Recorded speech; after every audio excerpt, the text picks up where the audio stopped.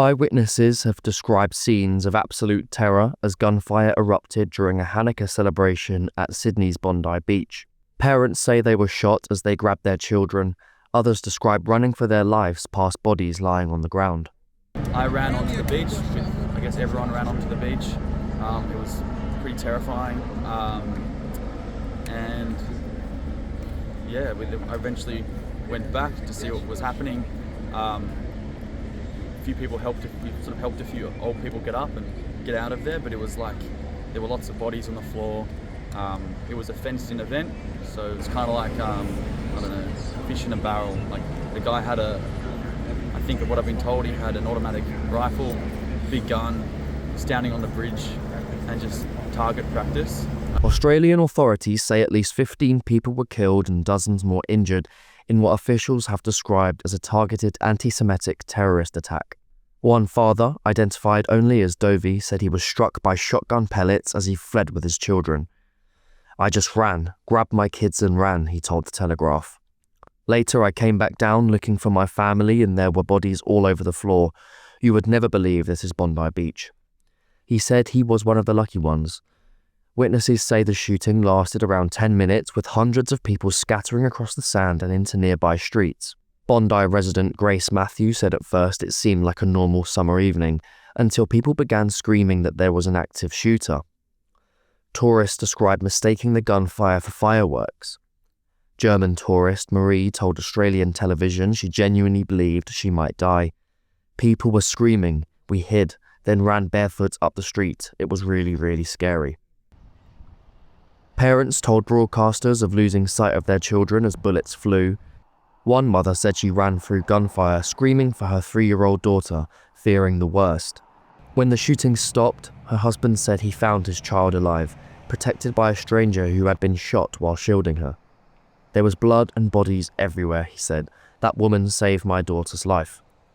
Police say even more lives would have been lost were it not for a bystander who charged one of the gunmen and wrestled a rifle away.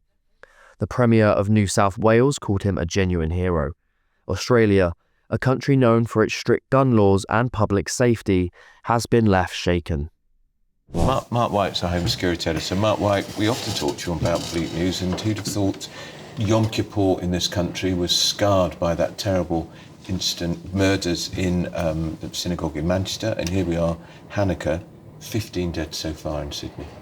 Yes, and many people, if you speak to people within the Jewish community right around the world, but of course particularly in Australia, they were predicting that there would be something absolutely horrific on the horizon, because they had been imploring Anthony Albanese and others within the government there to be tougher on the kind of rhetoric that was coming out from groups. I mean, it stemmed back really till the sort of days just after October the 7th, 2023, when you had hundreds of thousands of people taking to the streets in Sydney, ending up on the steps of the Opera House, some of them chanting "Gas the Jews," and very little appears ever to have come of that. I don't think anybody was even arrested, Mark. No prosecutions. And that's why people in the community there, Jewish community, were saying, look, you know, these people were operating with impunity.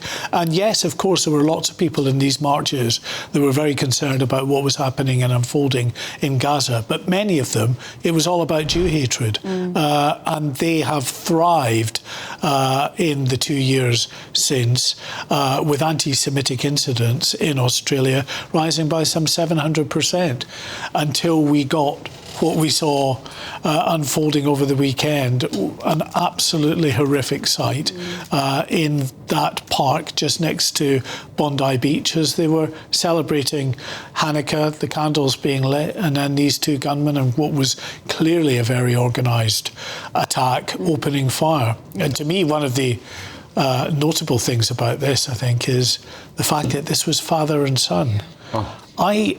In all my years of covering terrorism, I've never heard of a father and son terrorist combination.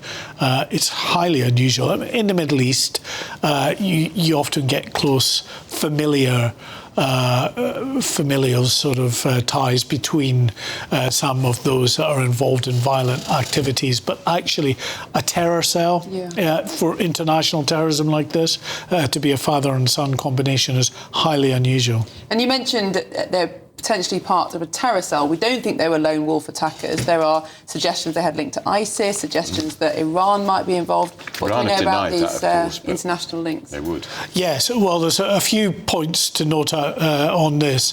The Australian government have confirmed that the youngest, the son, 24-year-old Naveed Akram, was known to the security services. He was on their radar. He was investigated in 2019 for his close links to an ISIS terror cell in Sydney. However, he was deemed not to pose an immediate threat, but he was on their radar. Now, the father, Sajid Akram, was a member of a gun club. He held a gun licence for 6 firearms.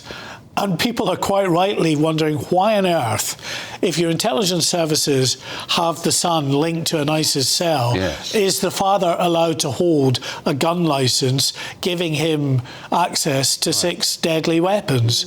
So that going forward will be a key question that needs to be answered. Of course, there will be the questions about, well, what intelligence was out there if you suspected the son of involvement with an ISIS terror cell?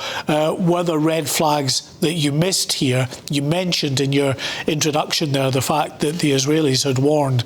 Our sources have told us that Mossad, the Israeli intelligence network, had contacted Australian authorities on several occasions to warn them about Iranian interference, Iranian involvement in extremist activity in Australia, encouraging and inciting individuals to carry out terrorist attacks. So what was that? Was there actionable intelligence?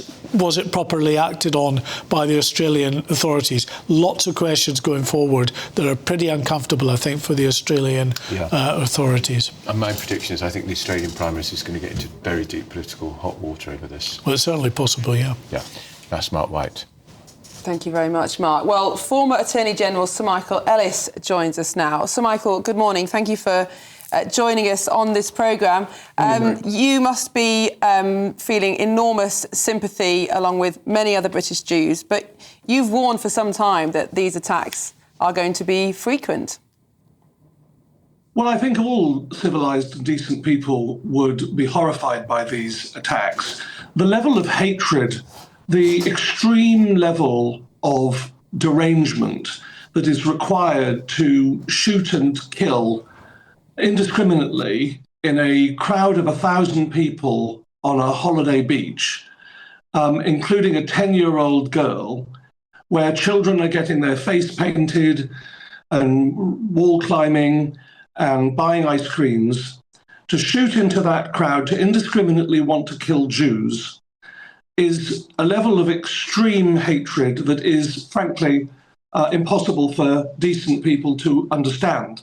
But the Australian Prime Minister and the Australian government, as you've just been saying with Mark, have a lot to answer for here. Anthony Albanese, the Australian Prime Minister, his conduct over the last couple of years has been woeful and grossly inadequate when it comes to the rising anti-Semitism in Australia. Of course, there have been increases in anti-Semitism around the world, particularly in Western countries. But in Australia, you've had incidents like the firebombing of a synagogue in Melbourne, the arson of a childcare centre in January that was connected to the Jewish community, arson and destruction of homes, graffiti about Jews on Jewish neighbourhood cars and buildings.